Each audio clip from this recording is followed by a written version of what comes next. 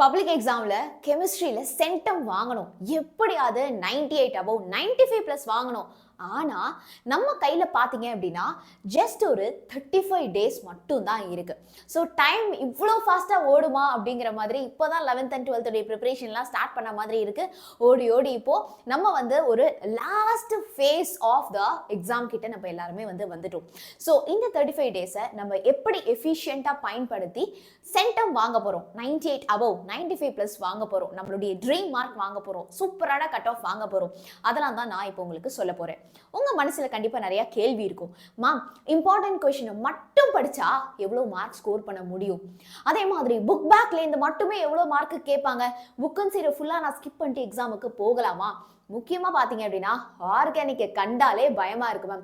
பேசாம இந்த ஆர்கானிக்லாம் ஸ்கிப் பண்ணிட்டு இன்ஆர்கானிக்கும் பிசிக்கலையும் படிச்சுட்டு போயிட்டா எனக்கு எத்தனை மார்க் வரும்? எல்லாத்தையும் தாண்டி எல்லார் மனசுலயும் இருக்கக்கூடிய ஒரு கேள்வி, ப்ராப்ளமை ஸ்கிப் பண்ணிட்டா என்னால மார்க் வாங்க முடியுமா?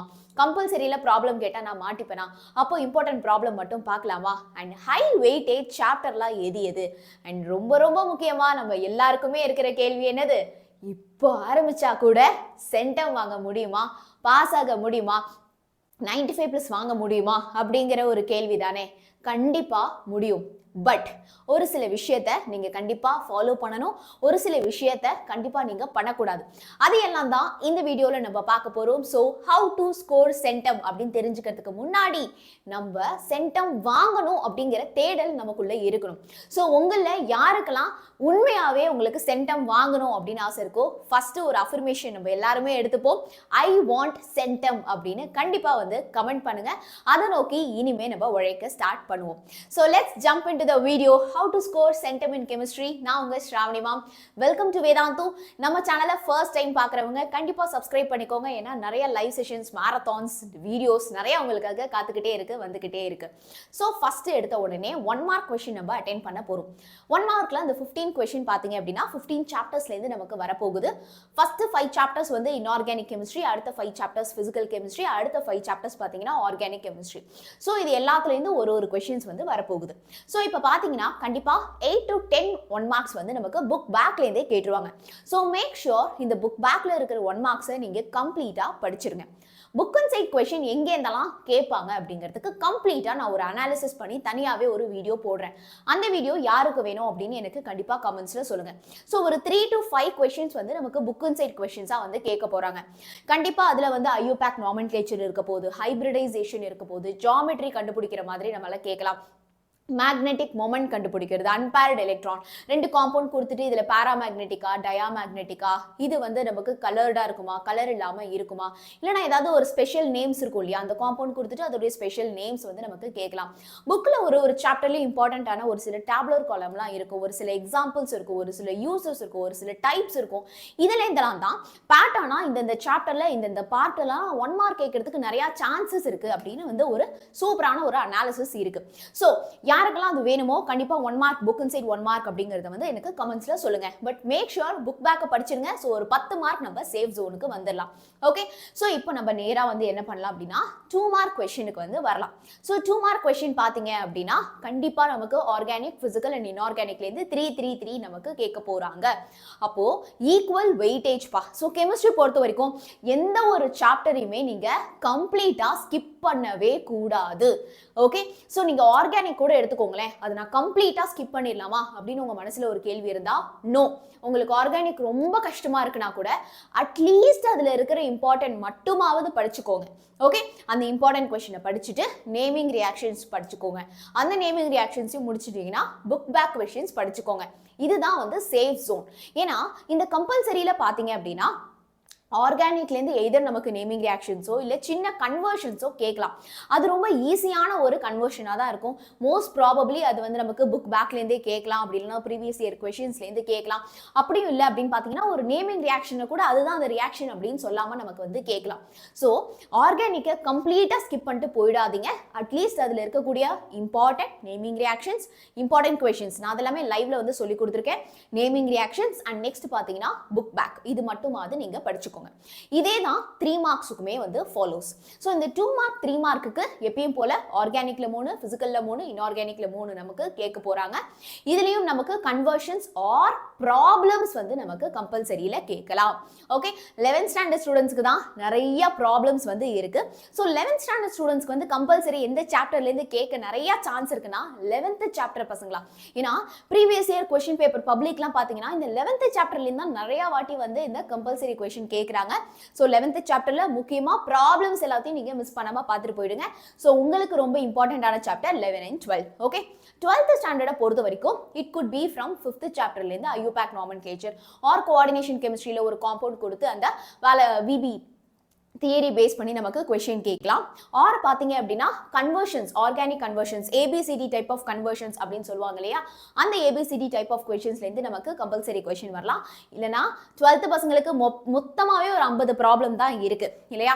சோ சாப்டர் 6, 7, 8, 9 இந்த 4 சாப்டர்ல இருந்து ப்ராப்ளம்ஸ் நமக்கு வரதுக்கு நிறையவே சான்சஸ் இருக்கு. சிம்பிளான ப்ராப்ளம்ஸ் எல்லாம், அதாவது சின்னதா இருக்கும் இல்லையா, அந்த ப்ராப்ளம்ஸ் எல்லாம் மிஸ் பண்ணாம பார்த்துட்டு போயிடுங்க. ஓகே, சோ இப்போ 3 மார்க் பொறுத்த வரைக்கும் ப்ராப்ளம்ஸ் அண்ட் கன்வர்ஷன்ஸ் கண்டிப்பா பார்த்துட்டு போயிடுங்க. நேரா இப்போ 5 மார்க் வரலாம். 5 மார்க்னா நம்ம பிசிக்ஸ்ல இருக்க மாதிரி பெரிய பெரிய டெரிவேஷனோ இல்ல பயாலஜில நீங்க பக்கமா படிக்கிற மாதிரி எல்லாம் கெமிஸ்ட்ரியில பொறுத்த வரைக்கும் கிடையாது. டைரக்ட் 5 மார்க் அப்படிங்கிறது நமக்கு ரொம்ப ரொம்ப கம்மியா தான் இருக்கு. அந்த இம்பார்ட்டன்ட் 5 மார்க்ஸ் யார் யாருக்கு வேணும், வீடியோ வேணும்னு சொல்லுங்க. டாப் 35 மார்க்ஸ் உடைய வீடியோ நான் உங்களுக்கு வந்து போஸ்ட் பண்றேன். ரிமைனிங் பாத்தீங்கன்னா இந்த 2 and 3 மார்க்ஸ் உடைய காம்பினேஷன்ஸ் தான் நமக்கு 5 மார்க்ஸ்ல வந்து கேக்குறாங்க. இந்த 5 மார்க்ஸ் வந்து கண்டிப்பா பிசிக்கல்ல இருந்து ஒன்னு, இன்ஆர்கானிக்ல இருந்து ஒன்னு, ஆர்கானிக்ல இருந்து ஒன்னு கேட்டுருவாங்க. ரிமைனிங் 5 மார்க்ஸ் எதுல இருந்து கேட்க நிறைய சான்ஸ் இருக்குன்னா அதுவும் வந்து ஆர்கானிக் கெமிஸ்ட்ரி தான். இங்க தான் ஒரு ட்விஸ்ட் இருக்கு. அதுல கண்டிப்பா நீங்க எய்தர் ஆர் சாய்ஸ்ல either ABCD type of conversions அது ஓனா கேட்க போறாங்க. புக்ல இருந்து எங்க இருந்து வேணா வந்து கேட்பாங்க. அப்போ நம்ம புக் ஃபுல்லாவே வந்து தரவா இருக்கணும். முக்கியமா புக் பேக்ல எல்லா ரியாக்ஷன்ஸையும் பார்த்துக்கோங்க, நேமிங் ரியாக்ஷன்ஸையும் பார்த்துக்கோங்க. ஆர் அதில் வந்து நமக்கு ஈஸியான, அதாவது புக் பேக்ல இருக்கக்கூடிய கொஸ்டினோ இல்லைனா நேமிங் ரியாக்ஷன்ஸோ கேட்கலாம். ஸோ 11th சரி 12th சரி சாப்டர் வைஸ் நேமிங் ரியாக்ஷன்லாம் நான் உங்களுக்கு கம்ப்ளீட்டாக சொல்லி கொடுத்து வீடியோ போட்டிருக்கேன். அந்த வீடியோ லிங்க் எல்லாமே நான் டிஸ்கிரிப்ஷனில் கொடுத்துருக்கேன். கண்டிப்பாக அதை போயிட்டு பார்த்துருங்க. அதோடைய பிடிஎஃப் உங்களுக்கு வேணும் அப்படின்னா கண்டிப்பாக எனக்கு அதையும் வந்து கமெண்ட்ஸில் சொல்லுங்க. சரியா? ஸோ இப்போ 2 மார்க் 3 மார்க் 5 மார்க் என்ன ஸ்ட்ராட்டஜி அப்படின்னு பார்த்துட்டோம். நவ் பிளண்டர்ஸ் என்னெல்லாம் நீங்க பண்ணவே கூடாது. அதாவது இதெல்லாம் வந்து மேஜரான தப்பு.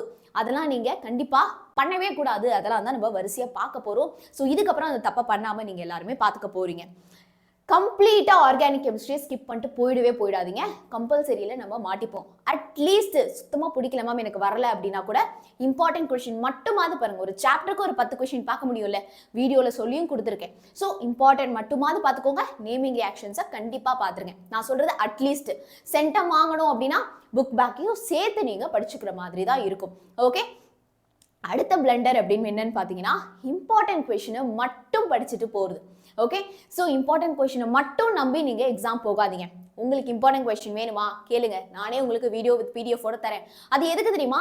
மேக் ஷுர் அந்த கொஸ்டின்ஸ் எல்லாத்தையுமே நீங்க படிச்சிடலாம் அப்படின்னு. ஏன்னா அதுதான் ஹை ப்ராபபிள் கொஸ்டின். நான் அதை படிக்காதீங்கன்னு சொல்லலை, பட் அதை மட்டும் நம்பி போகாதீங்க. அதுல இருக்கக்கூடிய எல்லா கொஸ்டினையும் கண்டிப்பா படிச்சிருங்க. பட் அதை தாண்டியும் நீங்க கண்டிப்பா படிக்கணும். புக் பேக்கை மட்டும் படிச்சுட்டு போகுது. ஏன்னா கம்பல்சரி இட் இஸ் மேஜரா இது வரைக்கும் புக் பேக் கொஸ்டின் கம்பல்சரியில கேட்டதே கிடையாது. It is going to be either important question R book inside question. So book பேக்கை மட்டும் நம்பி இருக்காதீங்க. புக் பேக் மட்டும் தான் படிச்சிருக்கு மேம் என்னால அவ்வளவுதான் முடியுது அப்படின்னா புக் அண்ட் சைட்ல ரிப்பீட்டடா கேட்கக்கூடிய important question or previous year questions மட்டுமாவது பார்த்துட்டு போங்க. ஓகே, ஸோ இப்போ என்ன ஆர்டர்ல மேம் படிக்கலாம் அப்படின்னா ஸோ நீங்க இந்த ஆர்டர் வந்து ஃபாலோ பண்ணிக்கலாம். ஆஸ் ஐ டோல் கெமிஸ்ட்ரியில எல்லா சப்ஜெக்ட்ஸுக்குமே எல்லா சாப்டருக்குமே பார்த்தீங்க அப்படின்னா ஈக்குவல் வெயிட்டேஜ் இருக்குப்பா. ஸோ ஹையஸ்ட் வெயிட்டேஜ் 11 மார்க்ஸ் எதுல இருந்து கேட்டிருக்காங்கன்னா சாப்டர் 5, 11லலாம் 11 மார்க்ஸ் கேட்டிருக்காங்க. இதுலலாம் 10 மார்க்ஸ் கேட்டிருக்காங்க.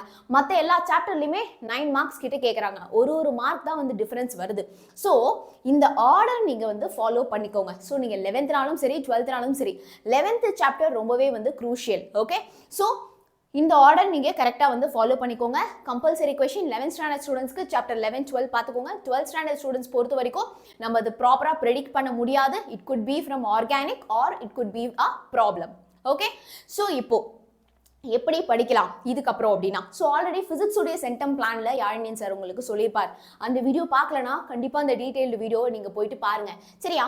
ஸோ பர் டே ஸ்கூல்லனாலும் சரி வீட்டிலனாலும் சரி கலெக்டிவாக நீங்கள் கெமிஸ்ட்ரிக்காக மட்டுமே ஒரு 2 hours நீங்கள் ஸ்பெண்ட் பண்ணணும். டைம் இல்லைன்னா நீங்கள் சொல்லவே முடியாது இல்லையா. ஏன்னா ஸ்கூல் ஆர் ஹோம் ரெண்டும் சேர்த்து தான் வந்து சொல்கிறோம். ஸோ ஒரு நாளைக்கு மினிமம் 2 hours நீங்கள் கெமிஸ்ட்ரிக்கு கண்டிப்பாக வந்து நீங்கள் டைம் ஸ்பெண்ட் பண்ணணும் ஆன் ஒர்க்கிங் டேஸ். சண்டேஸ் அப்படின்னா நமக்கு ஃபுல்லாகவே ஹாலிடே இல்லையா. ஸோ ஸ்கூலுடைய ப்ரெஷர் இருக்காது. ஸோ நீங்கள் 3 hours வந்து ஸ்பெண்ட் பண்ணியே ஆகணும் சரியா. ஸோ அப்போ தான் நம்ம ப்ராப்பராக வந்து படிக்க முடியும். ஸோ அடுத்து உங்களுக்கு புக் பேக்குடைய 1 mark புக் இன்சைட் 1 mark வந்து எங்கேருந்து மேம் கேட்பாங்க அப்படிங்கிற அனாலிசிஸ் வேணுமா, இல்லை பப்ளிக் எக்ஸாம்ஸ் உடைய இம்பார்ட்டன்ட் கொஷின்ஸ்லாம் வேணும், மஸ்ட் டூ கொஷின் நீங்கள் மிஸ் பண்ணிட்டு போகக்கூடாது அந்த மாதிரி கொஷின்ஸ் வேணுமா, இல்லைனா ப்ராப்ளம்ஸ் வித் ஃபார்முலா ஷீட் அதுக்கான வீடியோ ஆர் பிடிஎஃப்ஸ் உங்களுக்கு வேணுமா, இல்லைனா ஏபிசிடி கன்வர்ஷன்ஸ் தான் மேம் பயமாக இருக்குது அது நீங்கள் சொல்லி கொடுத்து பிடிஎஃபாகவும் கொடுத்தா நல்லாயிருக்கும் அப்படின்னு நினைக்கிறீங்களா, உங்களுக்கு என்ன ஹெல்ப் வேணும் அப்படிங்கிறத கண்டிப்பாக கேளுங்க. உங்கள் ஒவ்வொருத்தருடைய கமெண்ட்டுமே நான் வந்து ரீட் பண்ணுவேன். So all the very best, let us March towards centum.